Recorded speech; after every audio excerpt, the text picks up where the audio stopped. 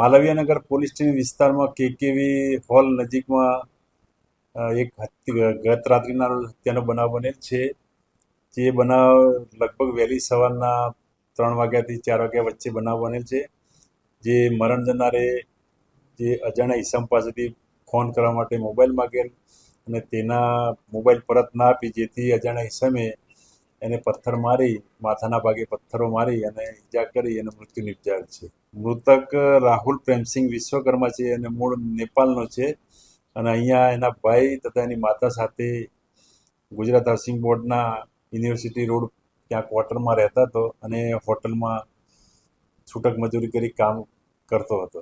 હાલમાં પોલીસે FSL અધિકારી રૂબરૂમાં પંચનામું કરી તેમજ સીસીટીવી ફૂટેજ ચેક કરી અને આરોપીની શોધખોળ ચાલુ છે અને તેમજ આરોપી મળી આવવાની પૂરેપૂરી સંભાવના છે, જેના આધારે મળી આવે અટક કરી અને કાયદેસર કાર્યવાહી કરવામાં આવશે.